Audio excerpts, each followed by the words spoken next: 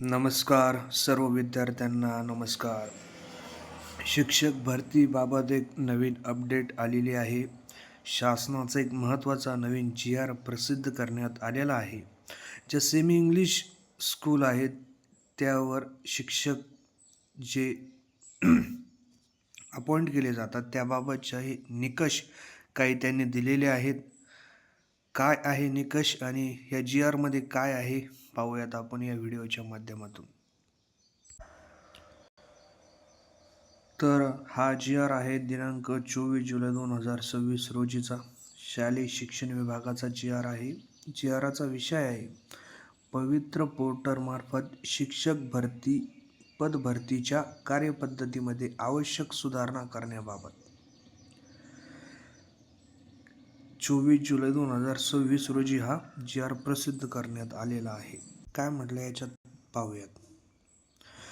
हे म्हणलंय बालकांचा मोफत व सक्तीच्या शिक्षणाचा अधिकार 2009 मधील तरतुदीनुसार प्राथमिक शिक्षकांकरता म्हणजे 1 ते 8 वर्गाकरता शिक्षकांची शैक्षणिक व व्यावसायिक अर्हता व शिक्षक पात्रता परीक्षा अनिवार्य करण्याबाबत निर्गमित करण्यात आलेले शासन निर्णय.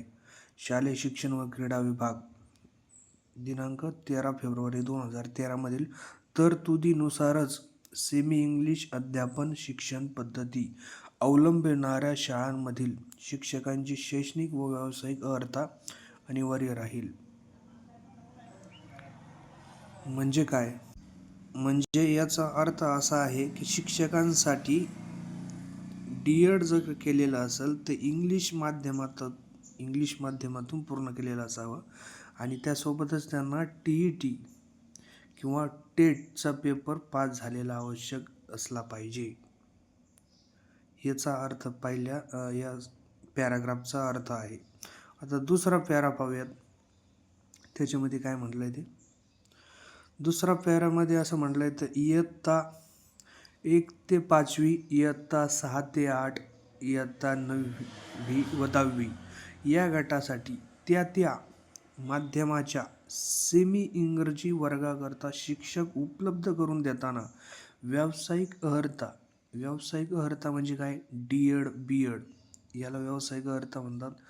तो इंग्लिश माध्यमासह त्या शाळेचे माध्यम जसे मराठी, हिंदी, उर्दू, कन्नड इत्यादी विचारात घेऊन उमेदवारांनी शालांत परीक्षा म्हणजे काय तुमचं डी-एड असेल किंवा बी-एड असेल हे इंग्लिश माध्यमामधून पूर्ण केलेलं असावे आणि ती शाळा कोणत्या माध्यमाची आहे, ती मराठी माध्यमाची आहे की हिंदी माध्यम आहे की उर्दू आहे की कन्नड आहे, त्यानुसार तुमचं शालांत परीक्षा म्हणजे 10वीचं शिक्षण हे त्या लँग्वेजमधून झालेलं असावं ज्याथे तुमची निवड होणार आहे.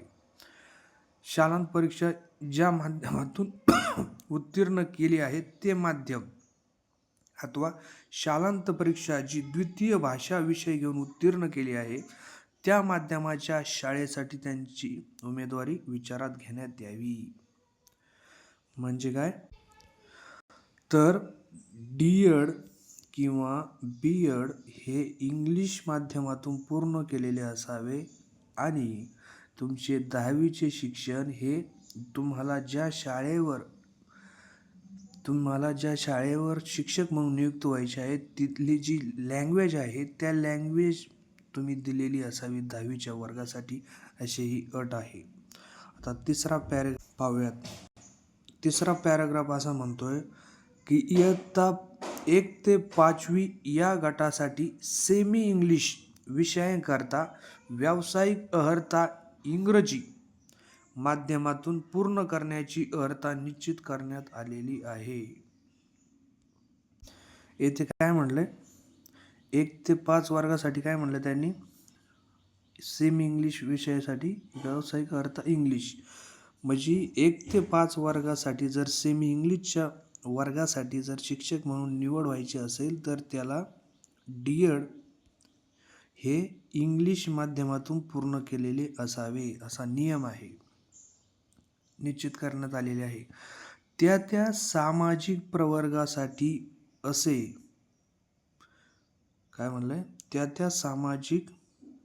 त्या सामाजिक प्रवर्गासाठी असे उमेदवार उपलब्ध न झाल्यास अशा रिक्त राहणाऱ्या पदासाठी नव्याने जाहिराती देऊन या उमेदवारासह ज्या उमेदवारांनी व्यावसायिक अर्हता इंग्रजी माध्यमातून पूर्ण केली नाही, मात्र 12वी सायन्स किंवा BA MA इंग्लिश किंवा BSc MSc अशी अर्हता धारण केली आहे, अशा उमेदवारांना पात्र समजण्यास मुभा देण्यात येत आहे, असं या GR म्हणून म्हटलेलं आहे.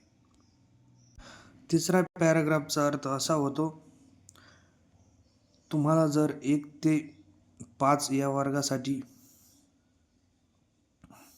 1 ते 5 या वर्गासाठी शिक्षक म्हणून जर सेमी इंग्लिशवर रुजू व्हायचं असेल 1 ते 5 वर्गासाठी, तर तुम्हाला सुरुवातीला D.Ed इंग्लिश माध्यमातून पूर्ण केलेलं असावं. आणि जर D.Ed इंग्लिश माध्यमातून पूर्ण केलेले जर विद्यार्थी मिळाले नाहीत त्या कॅटेगरीचे, त्या कास्टचे, तर तिथं म्हणलं त्यांनी नव्याने जाहिराती देऊन ते उमेदवारसुद्धा असतील याच्यामध्ये.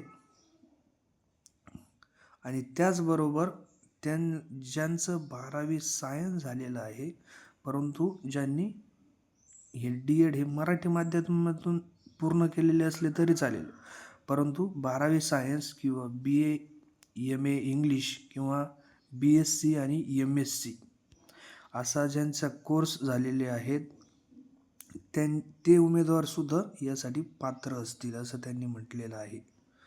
जर जागा कॅटेगरीतून मिळाल्या नाही, ते विद्यार्थी सामाजिक प्रवर्गासाठी उमेदवार उपलब्ध न झाल्यास, तर ह्या 12वी सायन्स किंवा BA BSc इंग्लिश या विद्यार्थ्यांना त्याच्यातून मुभा मिळणार आहे.